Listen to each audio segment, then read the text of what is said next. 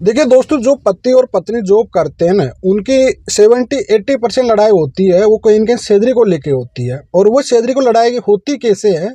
क्योंकि पति पत्नी की पे देखो, सैलरी पे कोई किसी का अधिकार नहीं होता है। लेकिन होता क्या है कि जब भी शादी की जाती है तो उसके बाद एक मेंटलिटी बनती है, हर किसी की बनती है। देखो कॉमन बात है ये तो, कि भाई मैं भी जॉब कर रहा हूँ, मेरी पत्नी भी जॉब करेगी, हम दोनों मिलके कमाएंगे तो ज़िंदगी में आगे प्रोसेसिंग अच्छे करेंगे। लेकिन दिक्कत वहाँ पे कहाँ आ जाती है उनकी, कि साहब आते ही सैलरी पे कवर करने लग जाते हैं। खास करके लड़कों की मदर भी कवर करने लग जाती है, वगैरह वगैरह जो चीज़ें होती है। और लड़की जहाँ तक सेटल नहीं हो पाती है, उसके बाद में क्या होता है कि भैया उनके लड़ाई झगड़े होने लग जाते हैं यहीं पे, और उसको इनडायरेक्टली कहीं कहीं से परेशान किया जाता है। अब माइंड में सबके कॉमन आता है कि साहब हमने तो ये सोचा था कि लाइफ अच्छी बनाएंगे, दोनों कमाएंगे। लेकिन दिक्कत ये होती है कि साहब पत्नी तो सैलरी दे ही नहीं रही है, रह भी हमारे साथ रही है, ना कोई खर्चा पानी दे रही है, क्या नहीं कर रही है। तो देखिए आज का वीडियो काफ़ी परफेक्टली होने वाला है, और मैं प्रैक्टिकल लाइफ मेरी खुद की बताने वाला हूँ आपको। इस वजह से आप इस वीडियो को जरूर देख लेना। देखिए हम लोग हस्बैंड वाइफ दोनों जॉब करते हैं अच्छे से, ठीक है, दोनों पैसा कमाते हैं हम लोग।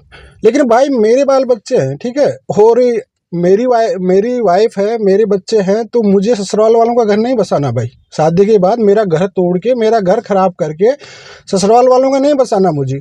मैं कहीं मेरी वीडियो बनाता हूँ, कहीं मोहतरमा आ जाती है यहाँ पे कमेंट करने, वो कहती है कि साहब बिल्कुल ही हम कोई नौकर थोड़ी है कि हम सैलरी भी दें, नौकरी भी करें, ये भी करें, वो जिम्मेदारी। भाई आपकी जिम्मेदारी है, व्यक्तिगत जिम्मेदारी है, ससुराल है आपका, आपका बाल बच्चे हैं, सब कुछ है, पति आपका, तो सपोर्ट आपको ही करना पड़ेगा। देखो मैं मेरी प्रैक्टिकल लाइफ में बता देता हूँ भाई। मेरी वाइफ को ना 2009 से बात कर रही है, और बहुत अच्छी एक क्लास ऑफिसर है, गवर्नमेंट सर्वेंट में एक क्लास ऑफिसर है, ठीक है।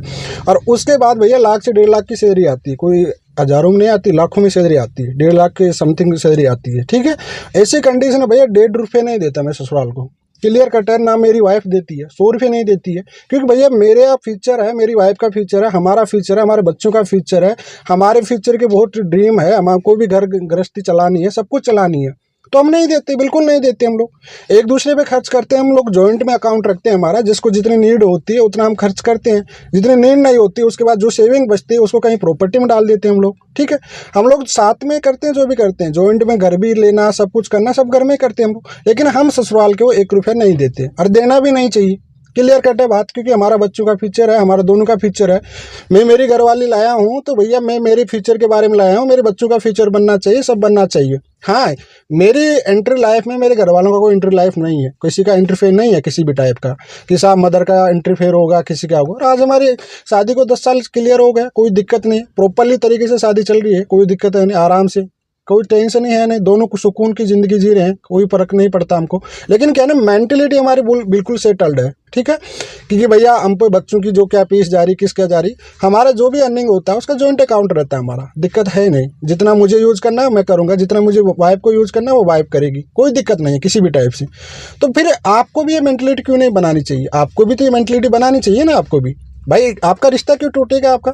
जब तक आपकी शादी नहीं हुई, आपने जो नौकरी की है, देखो मैं ये नहीं कहता कि ससुराल को मत दीजिए, अगर आपको नीड है वाकई ससुराल को, और खास करके सास ससुर को नीड हो, उनको देना चाहिए, ठीक है, अपनी व्यक्तिगत जिम्मेदारी हो जाती है।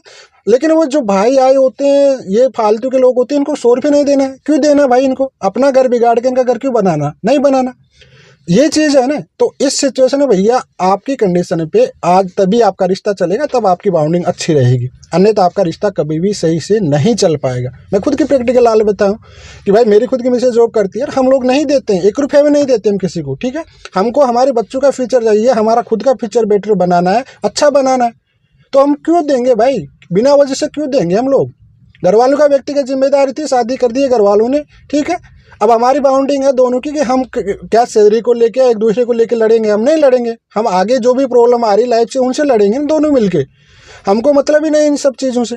तो इस वजह से भैया दोनों की बाउंडिंग होना बहुत ज़रूरी है, और आपकी लड़ाइयाँ कभी होगी नहीं कभी भी लाइफ में, ये बात आप अच्छे से समझ लेना। इस वजह से पति पत्नी अगर जॉब करते हैं ना, तो दोनों का एक तो जॉइंट अकाउंट रखो आप। और देखो फिर एक बात है ना, आप ये बात समझ लो कि चीटिंग मत करो किसी से आप लोग। हम कमा रहे भाई, हम आराम से कमा रहे हैं, हम लोग 4-5 लाख रुपए महीने के, मान लीजिए 5 लाख रुपए महीने के भी कमा रहे हैं हम लोग, ठीक है। 1-2 लाख रुपए खर्च भी हो गए, बच्चों की फीस, घर खर्च जो भी हो गए, लाख रुपए खर्च मान लो, 4 लाख रुपए बच गए, सेविंग में बच गए।